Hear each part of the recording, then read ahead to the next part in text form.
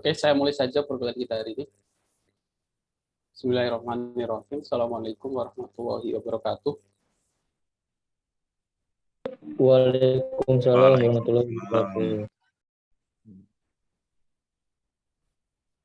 Oke, alhamdulillah di siang hari ini kita bisa bertemu lagi di mata kuliah pengujian software dan sistem.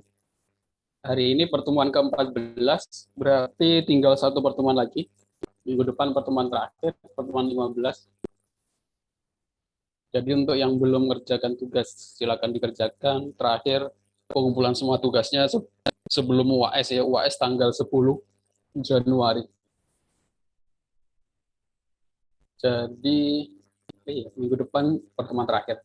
Di pertemuan hari ini kita akan bahas tentang pengujian, ini masuknya ke automated testing ya, atau automation testing, karena kita menggunakan aplikasi atau pihak ketiga untuk mengujinya. Nah, yang kita uji adalah APA, application. Nah, ada yang tahu kepanjangan APA? Kepanjangannya ada yang tahu?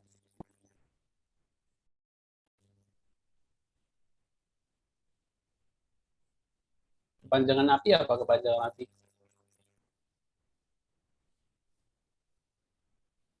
Halo? Nggak tahu Pak. Ini jurusannya RPL kan, rekayasa perangkat lunak kan? Harusnya sudah paling walaupun nggak pernah buat apa yang sebenarnya harusnya tahu ya kepanjangan APA itu. APA itu karena sekarang semua sistem hampir semuanya sih, ya sebagian besar itu menggunakan APA, yaitu aplikasi programming interface. APA itu apa?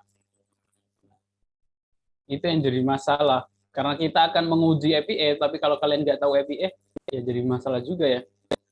Kita pengen menguji kelayakan sepeda motor, tapi kita sendiri nggak tahu apa itu sepeda motor, cara kerjanya, dan lain sebagainya, kan agak aneh kalau kita nggak tahu cara kerjanya, tapi kita harus disuruh uji. Nah, harusnya kalian sih sudah mengenal APA di mata kuliah, mungkin mata kuliah pemrograman web atau mata kuliah apa ya, harusnya ada pembahasan tentang APA ini. Malah programming interface harusnya ada mata kuliah khusus di programming interface. Oke, kita akan belajar bareng-bareng hari ini tentang APA, termasuk cara pembuatannya. Walaupun itu di luar konteks di mata kuliah, karena mata kuliah kita adalah pengujian software dan sistem, fokusnya ke pengujian. Maksudnya asumsinya kalian sudah paham APA, jadi kita akan tinggal menguji. Pertama aja kalau kita menguji sebuah sistem, tapi kita nggak paham sistem, cara membuat sistem dan bagaimana cara membuat sistem dan bagaimana cara membuat sistem, kan aneh. Kita akan menguji sistem login, tapi kita nggak tahu cara kerja sistem login, kan jadi masalah gitu. Harusnya kan kita tahu dulu cara kerjanya, baru kita akan melakukan ujian. Jadi latar belakang APA muncul itu bagaimana? Latar belakangnya itu paradigma pembuatan aplikasi itu ada dua ya, ada monolitik sama microservice. Udah pernah dengar istilah ini? Monolitik sama microservice. Kalau belum saya jelaskan sekarang sih. Jadi paradigma pembuatan aplikasi, jadi diingat-ingat terus ya, suatu saat nanti mungkin kalian ditanya oleh dosen penguji ketika skripsi atau di mata kuliah lain gitu kan. Yang dimaksud monolitik apa sih, itu arsitektur monolitik itu apa, bagaimana, microservice itu bagaimana, harusnya sudah bisa jawab. Monolitik itu maksudnya apa? Kalau mono kan jadi satu gitu ya, monolitik. Kalau digambarkan ini ada gambar sebuah sistem gitu. Di dalamnya ada UI, user interface, business logic-nya, data access layer-nya, atau akses datanya, semuanya jadi satu, terus terhubung ke database. Nah, ini paradigma lama.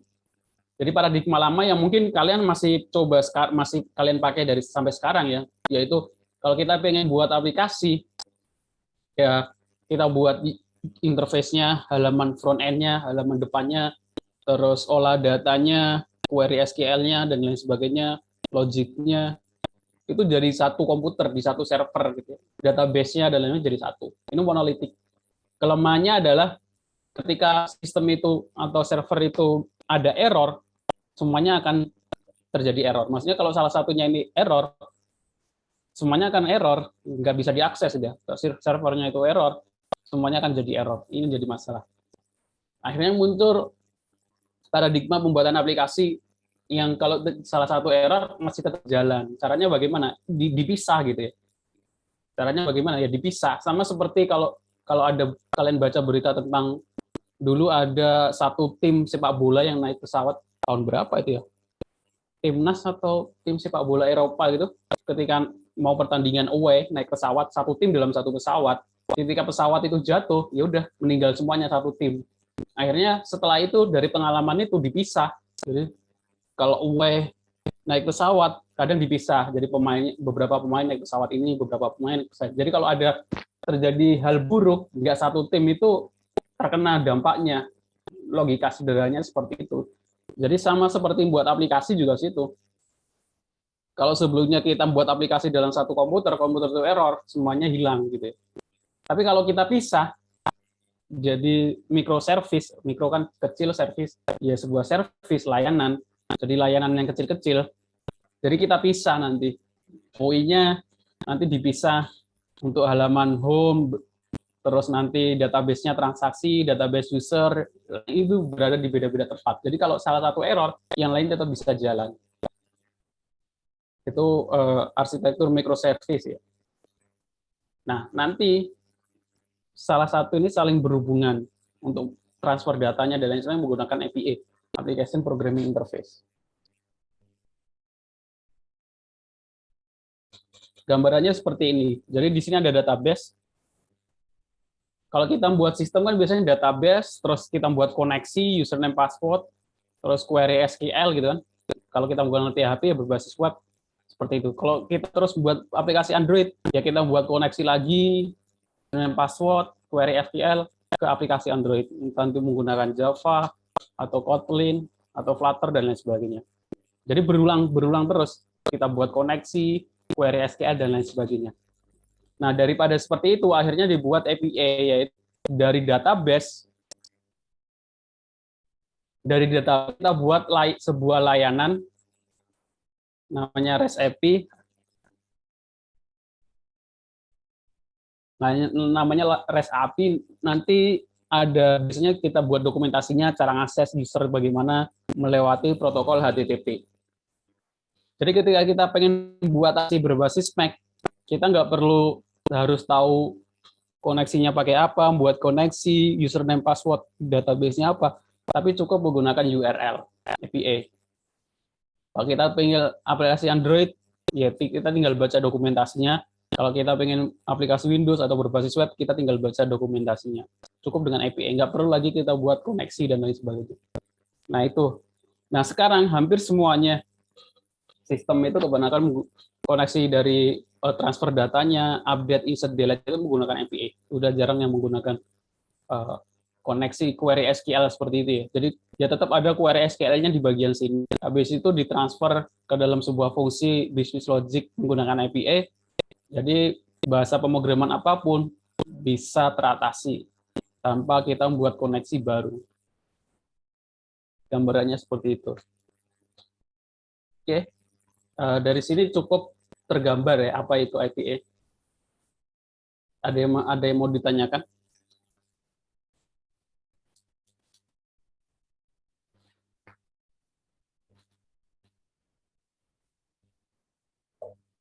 Jadi karena mata kalian mengambil jurusannya RPL, skripsinya kalau nanti skripsinya buat sistem, saya sarankan sih rekomendasinya insert, update, delete-nya menggunakan API, udah nggak lagi menggunakan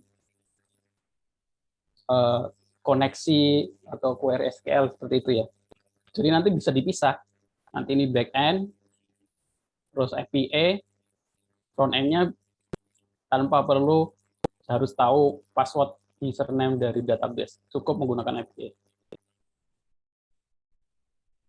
Dengan adanya API, kita bisa share data atau mentransfer data ya.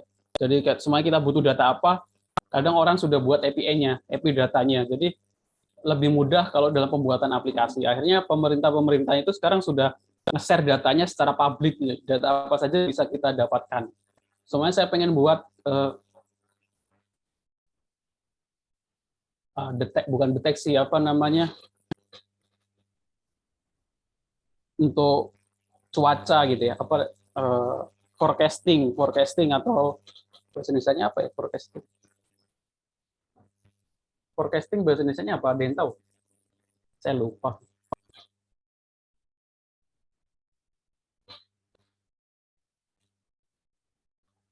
Forecasting, tahu forecasting?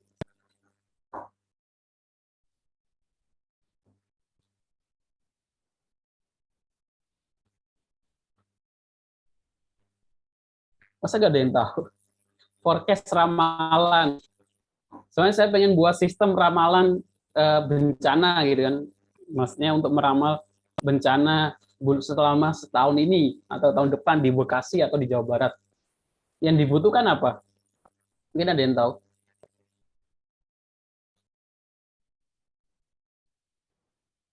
Kira-kira yang dibutuhkan data apa? Cuaca, Pak. Cuaca. Cuaca boleh. Yang lebih spesifik, gini aja. Saya pengen tahu apa ya? Ramalan pertandingan final Indonesia sama Thailand. Yang dibutuhkan itu data apa? Kira-kira? Statistik, Pak. Ya, maksudnya statistik kan. Statistiknya itu apa? History, Pak. Nah, data histori atau kejadian sebelumnya.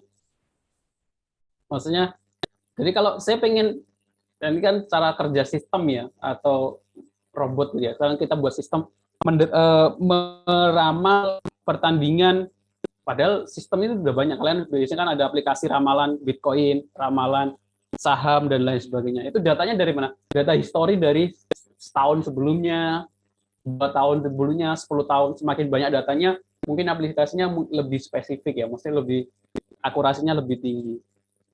Nah, sama seperti kalau kita pengen data Indonesia Thailand final itu berapa, kan kita lihat dulu 3 pertandingan terakhir, 4 pertandingan terakhir. Datanya kita dapat dari mana? Dari Google, kan kita cari satu-satu gitu. Itu kalau pertandingan cuma 5-4 kali pertemuan. Semuanya saya pengen lihat ramalan bencana banjir di Bekasi. Nah, kita kan pengen tahu datanya. Nah, datanya itu kita dapat dari mana? Apa kita harus cari berita satu-satu? Enggak ya. Datanya yang kan ada bagi pemerintah itu kan punya data. Yang ngurusin bencana apa? BMKG atau penanggulangan bencana, BPBD. Nah, kita idealnya orang dulu kalau pengen buat ramalan bencana gitu ya, kita datang ke website, kita datang ke Departemen Penanggulangan Bencana untuk minta data. Departemen Penanggulangan Bencana itu namanya apa? BNPB.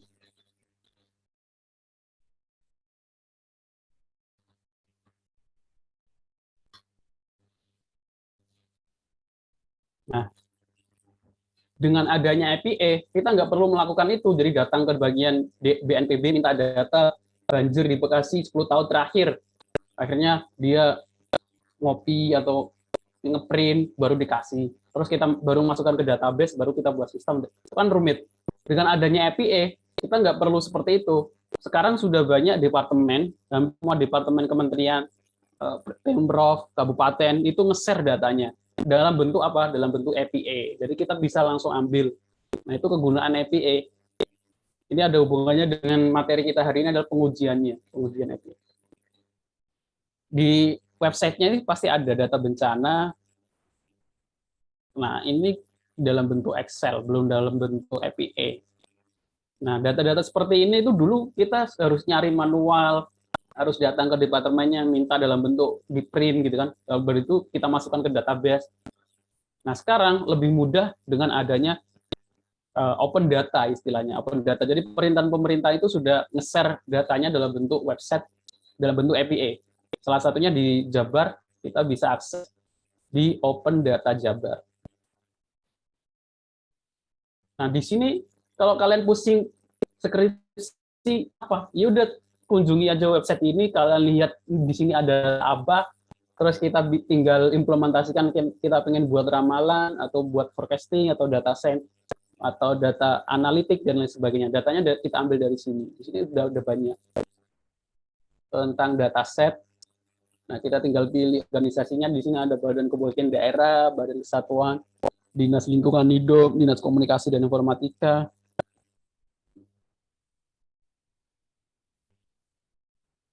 Kita pilih salah jumlah terminal berdasarkan tipe di Jawa Barat.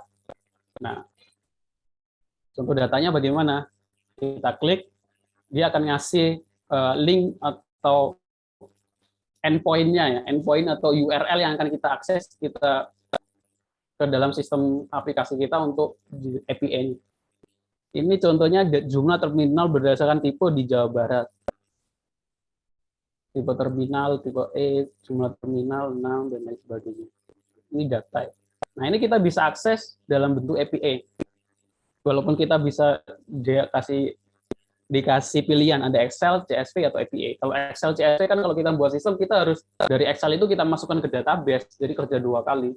Tapi kalau kita sudah buat sistem, kita nggak perlu buat database terminal, semuanya kita butuh sebuah form yang harus ngisi terminal terdekat, atau form itu kita harus milih terminal gitu kan. Ya kita tinggal akses lewat API ini. Nah, get. Nanti outputnya seperti ini. Linknya adalah ini.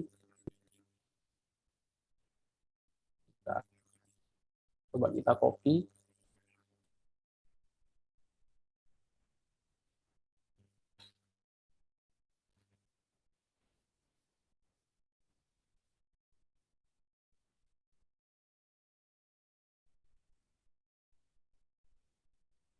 Nah, jadi dengan URL tadi kita bisa langsung data jumlah terminal, kabupaten, kota, provinsi.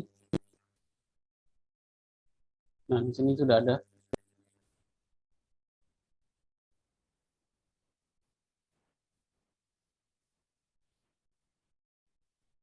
Jadi ketika kita pengen buat sistem aplikasi yang untuk yang paling mudah sih, semuanya kita pengen buat aplikasi form tanggal lahir atau form kirim barang gitu kan. Di situ kan kita butuh biasanya masukkan provinsi dulu.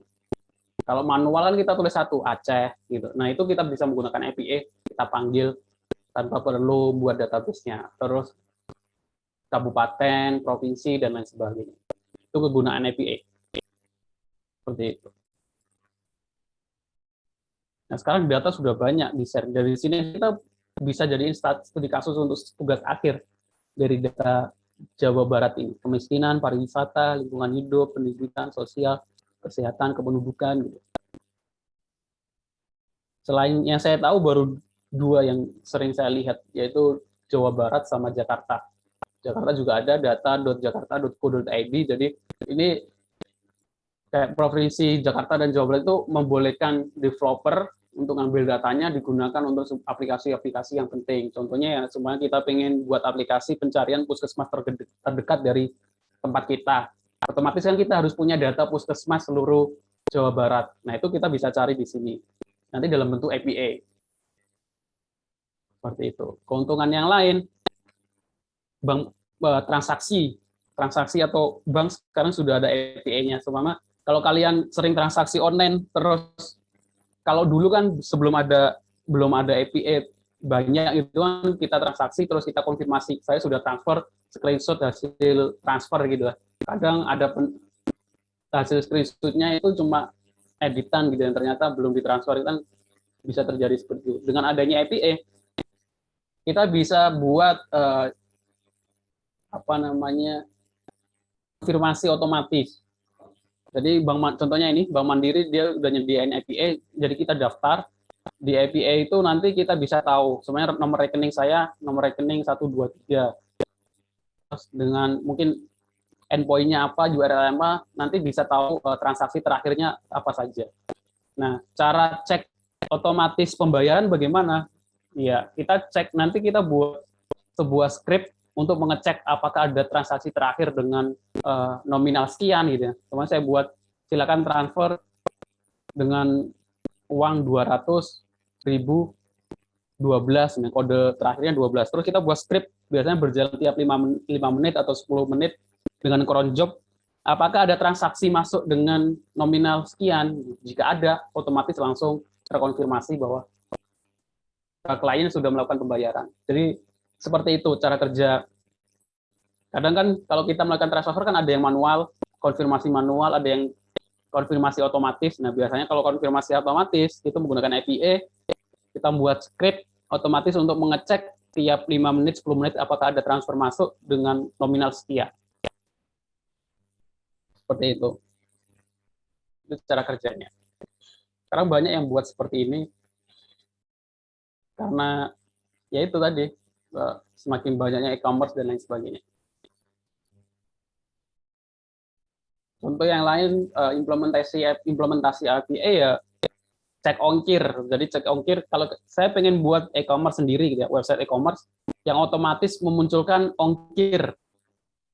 Nah, caranya bagaimana? Kita bisa pakai API Raja Ongkir. Walaupun ini ada yang berbayar, jadi kita tinggal nanti kita masukkan tujuan, kita masukkan alamat asal, tujuan, pilih ininya, ekspedisinya, kita kirim lewat API, nanti ada feedback-nya adalah sebuah ongkir. Jadi kita sudah bisa buat sistem implementasikan tanpa ngecek manual. Biasanya kalau dulu sebelum ada Raja Ongkir, kita buat sebuah e-commerce, terus ongkirnya kita cek manual. Oh dari sini, dari Bekasi kirim ke Surabaya itu ongkirnya berapa? Akhirnya kita cek manual. Kita lihat websitenya, masukkan ini, oh ongkirnya 3.000, baru kita balasan ke klien. Nah itu nggak perlu lagi dengan adanya API Raja Ongkir dan lain sebagainya. Itu gunakan API. Jadi bagaimana menghubungkan, mentransfer data biar lebih mudah. Nah, API juga ada yang gratis, ada yang berbayar. Kayak Raja Ongkir ini berbayar. Jadi kalau berbayar ini ada passwordnya harus kita kirim gitu. Enggak selain cuma data-datanya. Karena di sini ada tulisannya, ada basic, starter, basic sama pro.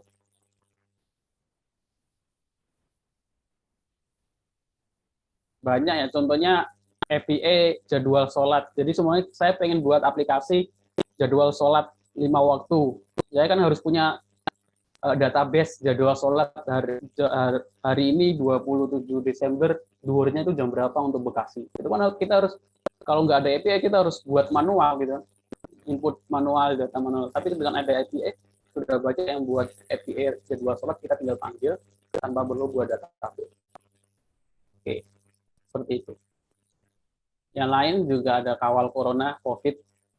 Kawal corona ini API untuk COVID. COVID per hari ini di Indonesia berapa, dan sebagainya. Itu kita bisa akses, kita buat aplikasi untuk menampilkan data COVID dan lain sebagainya. Seperti itu. Nah, dengan adanya API ini kita bisa membuat sistem, akhirnya muncul ada istilah hackathon ya. Hackathon atau lomba coding.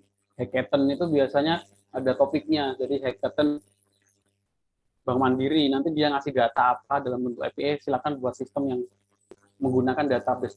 Nanti yang paling bagus yang juara. Dengan API ini kadang kita bisa dengan sistem yang berbeda, kita bisa gabungan. Soalnya kita bisa membuat API sendiri.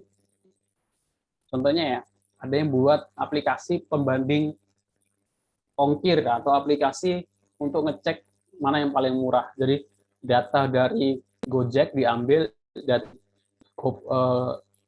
Grab diambil, data dari Shopee Food diambil, nanti dibandingkan. Kita buat sistem sendiri yang isinya adalah pembandingan. Itu juga bisa.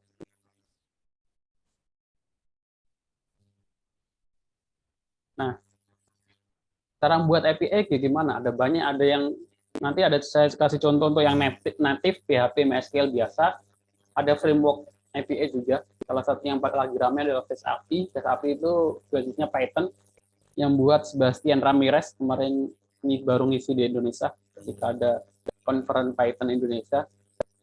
Ini kumisnya kumis asli ya. Jadi dia kemarin ngisi di seminar di Indonesia, yaitu dia pembuat Fast API. Fast API itu bagaimana kita membuat sebuah API lebih mudah menggunakan Python sekarang lagi rame.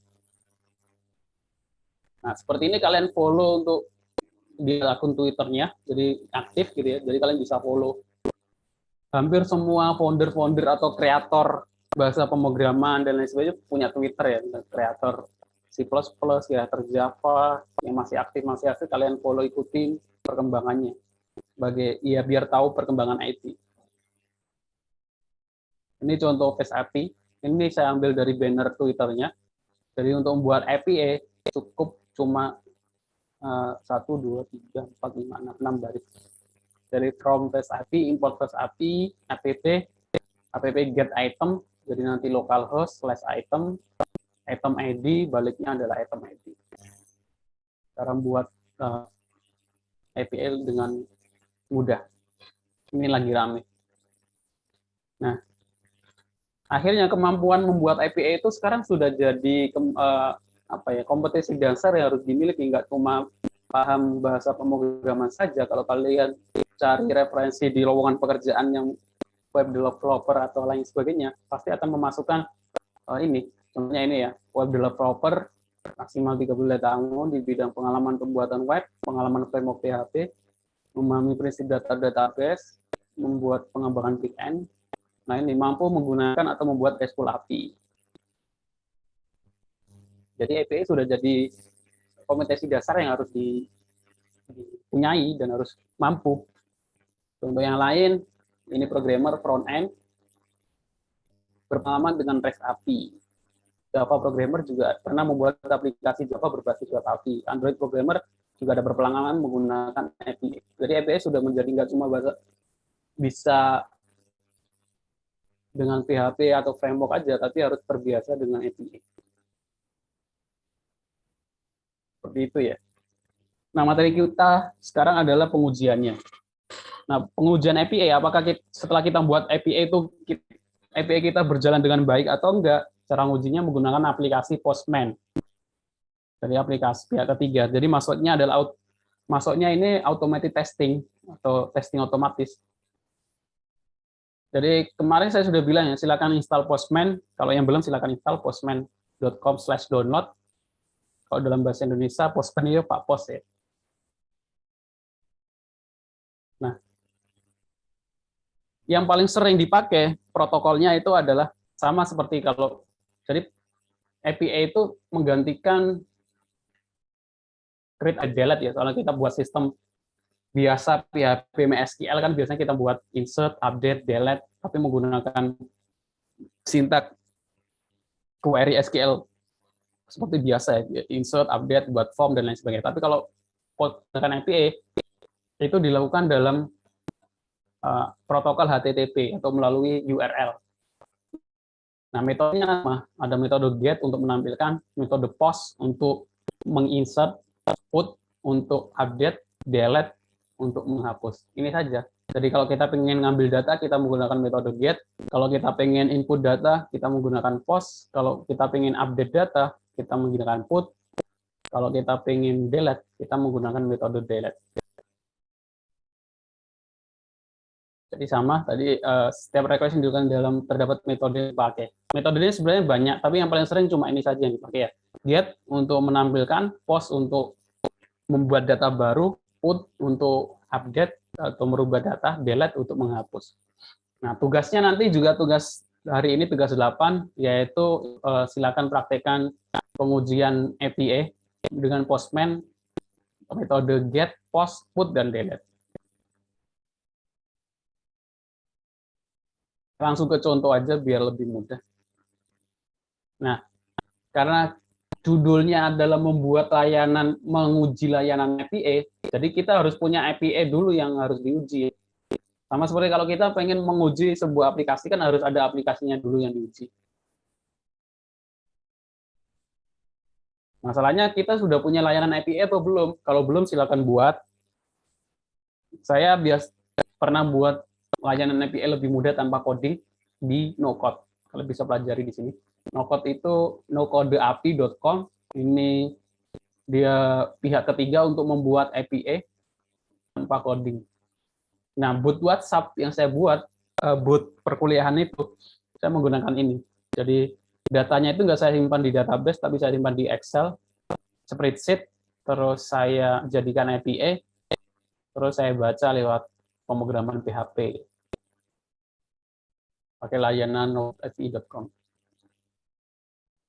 Jadi kalau sekarang login, make Google Sheet API, nanti masukkan namanya, ID Google Sheet-nya, langsung jadi sebuah endpoint yang bisa kita akses, terus kita uji menggunakan Postman.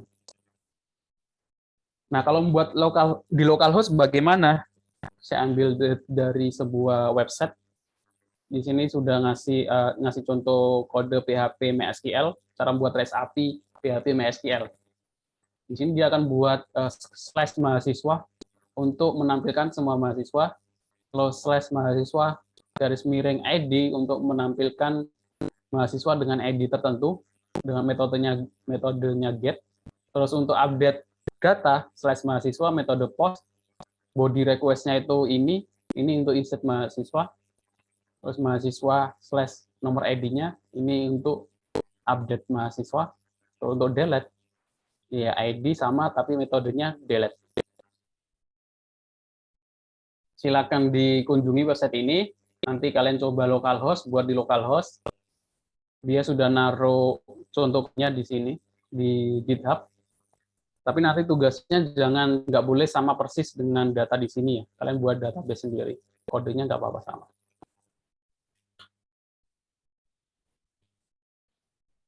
Jadi saya sudah download, saya sudah coba kodenya.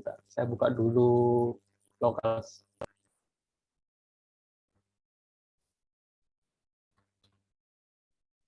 Nah, localhost API. Untuk get mahasiswa itu kita tinggal tulis mahasiswa. Nah, ini URL-nya localhost API mahasiswa. Untuk pengujian dengan Postman bagaimana? Kita buka Postman. Ketika pertama kali install, kalian akan diminta untuk login ya, daftar ya. Silakan daftar dulu.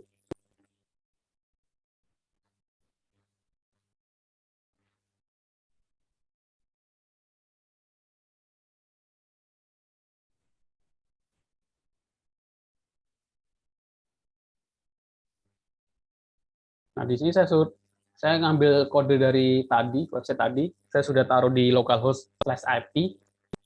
Nah, di sini layanan API-nya kita uji apakah sudah berjalan dengan baik atau belum. Terus database-nya adalah db.mahasiswa.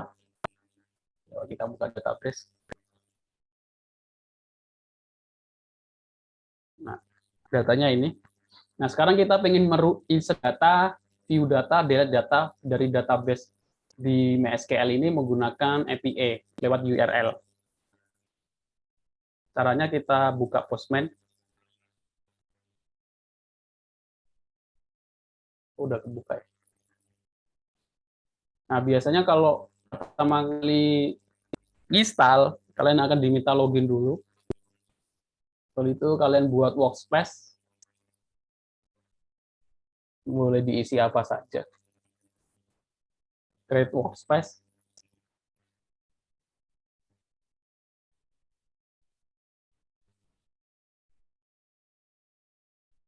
Nah, setelah kita klik new baru.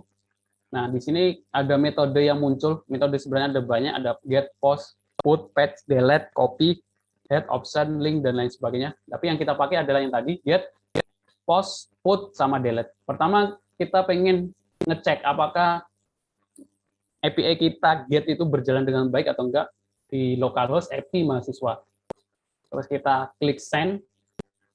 Nah, dia menampilkan datanya, data mahasiswa, Muhammad Al-Fatih, Fatima, Dwi, sesuai dengan yang ada di database di sini, PHP Min ini.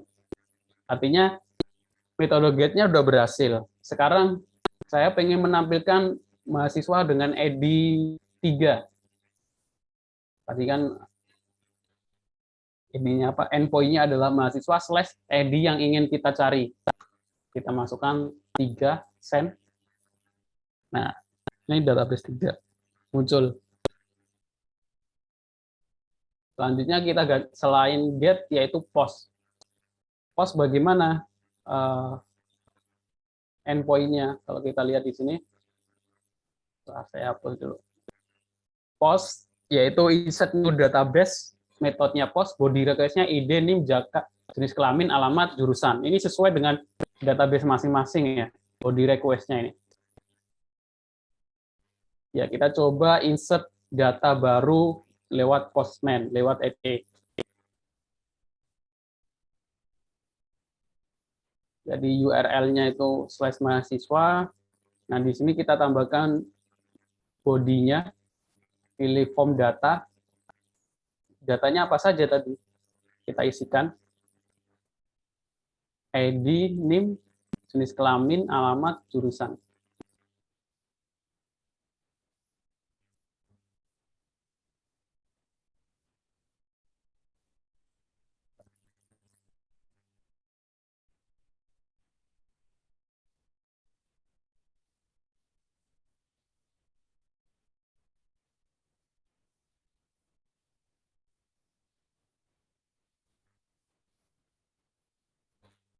Nah, semua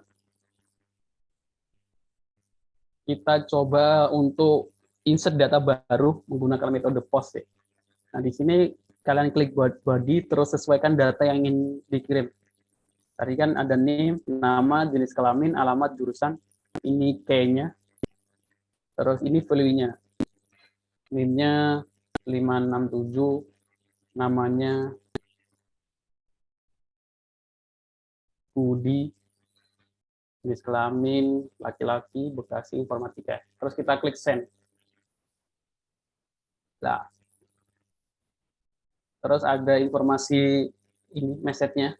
Nah, mahasiswa add successfully, artinya berhasil kita tambahkan. Artinya metode post API ini berjalan dengan baik. Terus kita cek di database-nya apakah nambah enggak.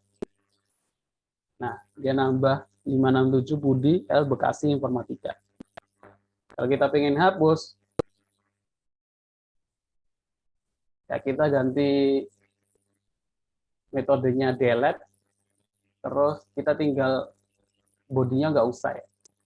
Jadi kita pengen hapus ID keberapa? Nah, ID keempat kita hapus. Metodenya kita ganti delete, kita send. Delete successfully. Artinya berhasil kita delete. Kalau kita cek di php-admin, oh, ID nomor 5 ya, bukan nomor 4.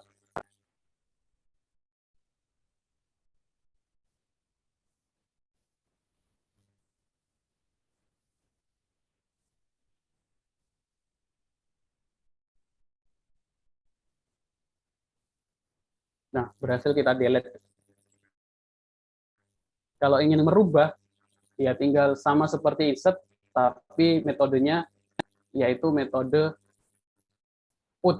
Terus nanti bodinya disesuaikan, yang ingin dihapus, yang ingin dirubah itu NIM berapa. Ya. Put, terus URL endpoint-nya itu kita sesuaikan. Yang ingin kita edit itu ID-nya berapa. Contohnya di sini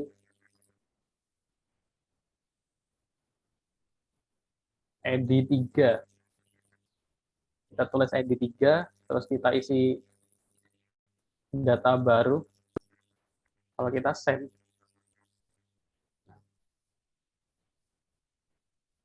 di sini kalau nggak muncul, artinya ada yang error. Metode 1405 metode not allowed. Artinya tidak diperbolehkan.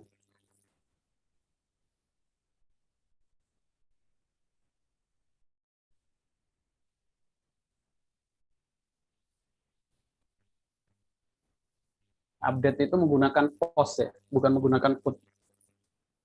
Di sini dia tetap menggunakan post aturannya. Kadang aturan tiap layanan API beda-beda. Mahasiswa update successfully.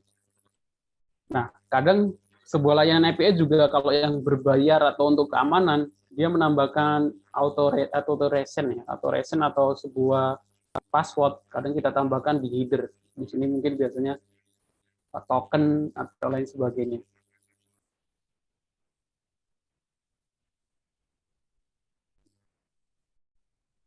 ID ketiga namanya Budi, sudah berubah menjadi Budi. Oke, akhirnya dari sini berarti layanan localhost kita sudah berjalan dengan baik untuk insert, update, delete, dan insert, update, delete. Sehingga kalau kita ingin buat aplikasi dengan bahasa pemrograman Python, Node.js, atau lain sebagainya, Flutter di Android gitu ya, kita nggak perlu pusing mikirin masalah koneksi, cara insert dan lain sebagainya. Kita tinggal sesuaikan URL yang kita endpoint API-nya itu. Jadi lebih mudah. Oke, sampai sini ada yang mau ditanyakan?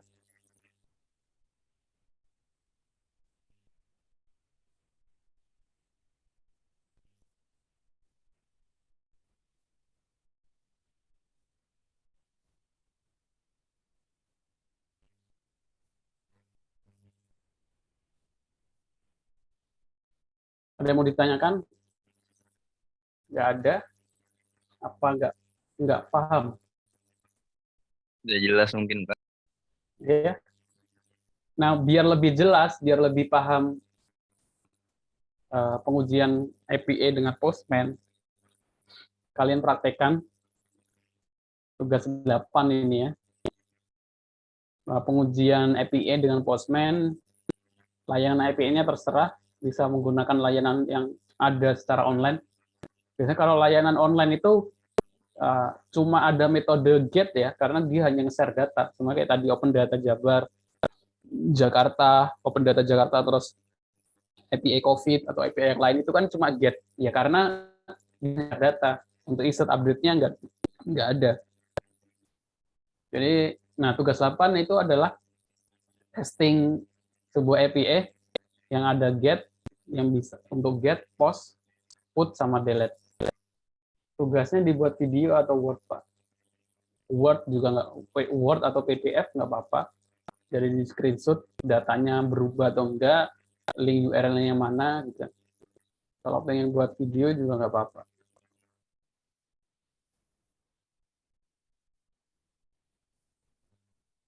Jadi seperti itu. Jadi dengan adanya API, maka nanti kalau kita buat sebuah project atau sebuah program yang dikerjakan bareng-bareng gitu ya, nanti kita bisa dipisah gitu ya. Ini ada back end-nya dikerjakan berapa tim, front end-nya dikerjakan berapa ini. Jadi nanti front end nggak perlu tahu harus koneksinya, cara koneksi database-nya bagaimana gitu. Semuanya front end butuh untuk informasi tentang jam buka gitu ya, atau about us gitu kan. Ya dia tinggal ngambil dari nanti bagian backend-nya ngasih layanan API untuk buat us, link URL-nya ini untuk user, link URL-nya ini untuk harga, link URL-nya ini. Jadi front end nggak perlu berhubungan tentang query SQL dan lain sebagainya, dia cukup ngambil data dari API. Sekarang kebanyakan website seperti itu, jadi website itu kadang nggak ada back-end-nya, maksudnya back-end-nya mungkin di tempat lain, ini semuanya adalah API. Gitu. Ya, ada yang mau ditanyakan?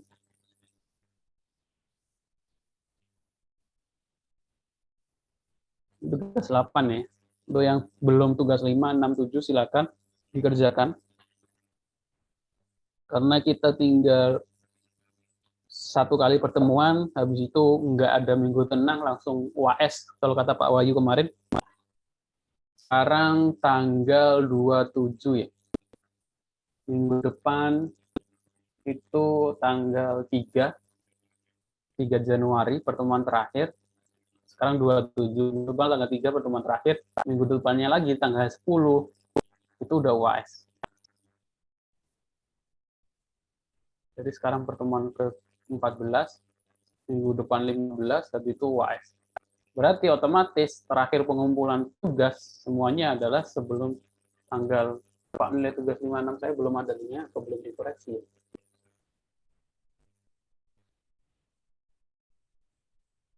Kalau ngumpulkannya kapan nih? Baru tadi pagi saya koreksi soalnya. Raffi Alwan, ngumpulinya kapan?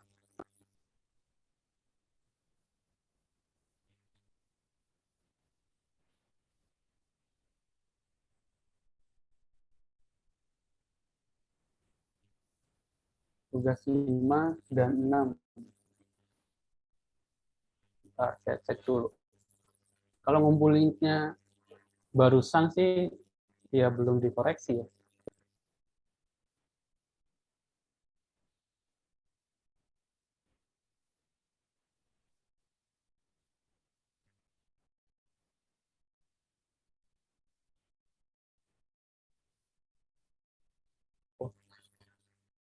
Oh iya, Raffi Alwan ini sudah mulai bertanggal 18 Desember. Oh berarti kelewat. Nanti saya koreksi lagi. Saya cek. Oh ada yang kelewat ya. 356.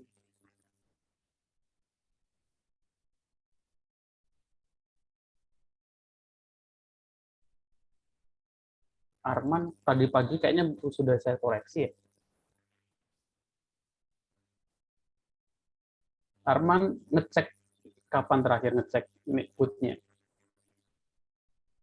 Di bootnya update-nya masih tanggal 17. Oh,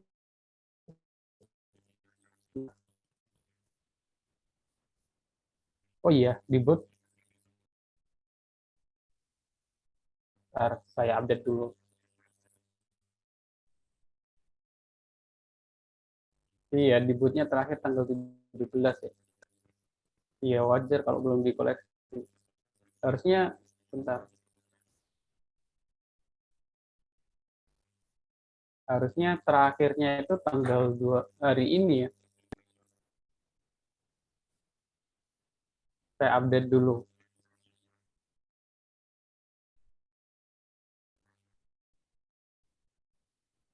Nggak ke save kemarin tadi berarti. Saya koreksi.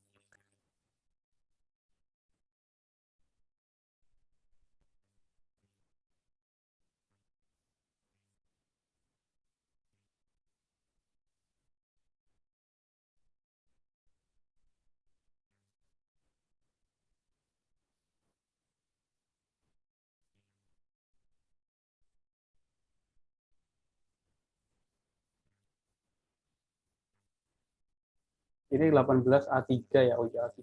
Saya kira 18A2.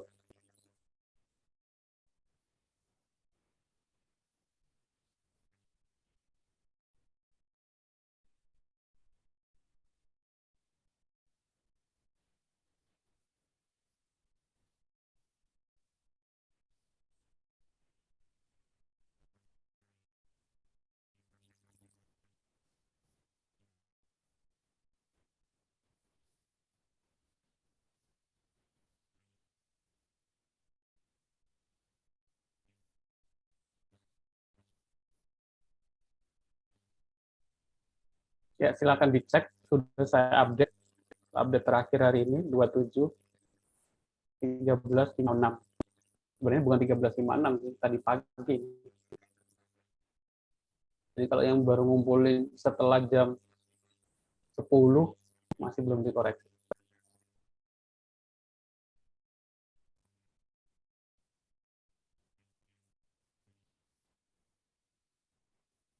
Silakan dicek. Ya, ada yang mau ditanyakan?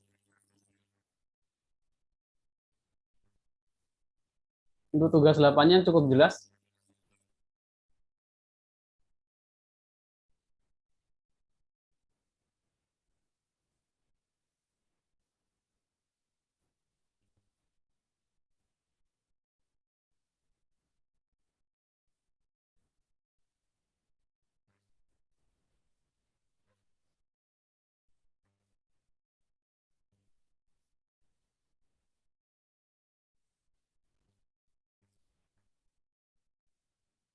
Oke, kalau nggak ada yang ditanyakan, saya cukupkan program kita hari ini.